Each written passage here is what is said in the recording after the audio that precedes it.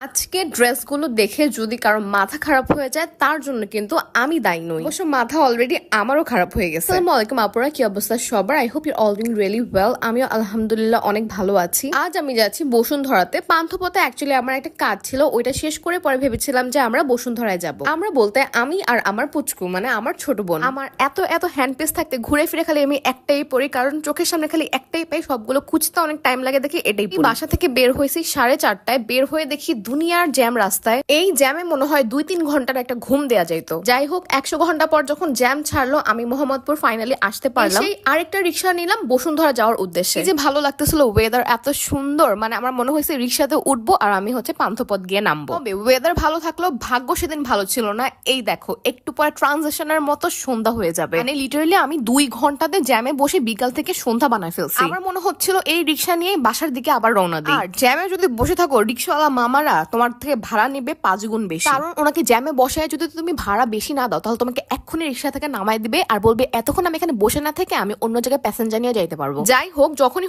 পান্থপথের কাজ শেষ করে আমি বসুন্ধরাতে ঢুকলাম। ঢুকেই দেখলাম প্রত্যেকটা শপে সেল চলতেছে। একদম 50 থেকে 70% পর্যন্ত তোমার সেল চলতেছে। তবে ইন্টারেস্টিং ব্যাপার কি জানো, যেগুলো পছন্দ হচ্ছিল 50 থেকে 70% ডিসকাউন্ট দেওয়ার পর এক একটার প্রাইস আসতেছে 5 থেকে 6,000 টাকা। ওকেশন ছাড়া একদম এক্সপেন্সিভ ড্রেস কিনিও না। আর যখনই আমার ওকেশনালি কোনো ড্রেস প্রয়োজন হয় তখন আমি এই অফারগুলো একদমই পাই না। কিন্তু আমি না এমন এমন কিছু ড্রেস দেখছি যেগুলো মনে হয়েছে কি 2-3 বার পরার পর ধোয়ার পর তারপর এগুলোকে ঝুলায় রাখছে, আর ওইগুলোর প্রাইস 4,500 থেকে 5,000 টাকা। তবে আমার এমন এমন কিছু ড্রেস দেখা হয়েছে যেগুলো এত সুন্দর মনে হয়েছে কি এখনই নিয়ে পরে ফেলে। যাওয়ার পর নিজেকে যে কিভাবে কন্ট্রোল করছি, একটা ড্রেস আমার এত পছন্দ হয়েছে।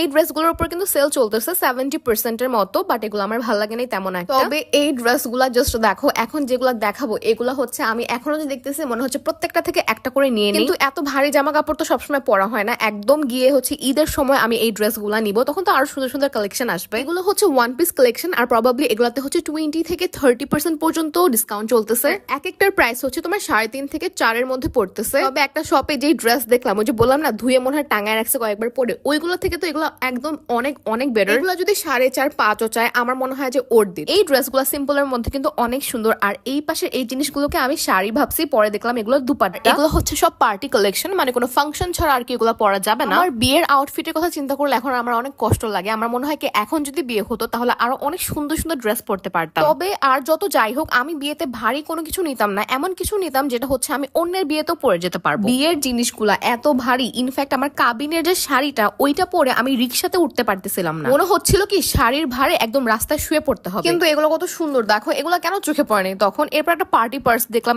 এত চিকিমিকি। এটা নিয়ে কোনো পার্টিতে গেলে সবাই তোমার হাতের দিকে তাকায় থাকবে। সুন্দর ছিল, ভালো লাগছে। আমার একটা ক্লাচ কিনতে হবে, এটা দেখার পর মনে পড়ছে। এরপর বসুন্ধরা থেকে বাইরে বের হয়ে গেলাম, দেখলাম যে মনে হয় রাত 12টার উপরে বাজে। এরপর একটা শান্ত বিড়াল দেখলাম যেটা খাবার জন্য বসেছিল, পরে আমরা খাবার দিছি ওকে। একটু পরে সামনে যেতে আমার একটা ফলোয়ারের সাথে আমার দেখা হয়েছে, আর আমার সাথে সেলফি নিয়েছে। আমার এত শরম লাগতেছিল তখন, কেউ আমাকে চিনে ফেললে আমার অনেক শরম লাগে ভাই। তারপর আমরা খাবার খেতে গেলাম, আর তো পিপাসা পাইছে আমাদের, মনে হয়েছে যে আমরা রোজা রাখছি। কিন্তু আমাদের এই জায়গায় এসে খাওয়ার ইচ্ছা ছিল দেখে আমরা বাইরে কিছুই খাই নাই। পরে আমরা দুইজন মিলে অনেক হাসাহাসি করতেছিলাম, আড্ডা দিতেছিলাম। কিন্তু এখানে একটা ক্লিপ মিস হয়ে গেছে। আমরা দুজন দুইটা ঘড়ি কিনছিলাম, এত সুন্দর হয়েছে ঘড়িগুলো, এত সুন্দর হয়েছে। ক্লিপটা মনে হয় নেই হয় না। মাঝে মাঝে আমি ভিডিও করি, কিন্তু আমি ভিডিও অন না করেই করতে থাকি। অন্য একদিন দেখাই দিবনি, ওকে? এরপর আমরা খাচ্ছি, তারপর আবার আড্ডা দিতেছি, আবার হাসাহাসি করতেছি। আর এর মধ্যে আম্মু আমাদের 100 বার ফোন দিতেছে, আর আমাদের ফোনে নেটওয়ার্ক ছিল না, এই জন্য আম্মু আমাদের পায়নি। আম্মু ভাবছে আমরা কিডন্যাপ হয়ে গেছি। পরে আমরা ধানমন্ডি 32-এ আসলাম, আর ধানমন্ডি 32 এখন পুরো ওপেন করে দিচ্ছে। এই জন্য এত ভালো লাগে, এত মানুষ আড্ডা দেয় এখানে। আমরা দুই বোন দুইটা হ্যান্ড পিস কিনেছি, আর ইয়ারিং গুলো এত সুন্দর ছিল।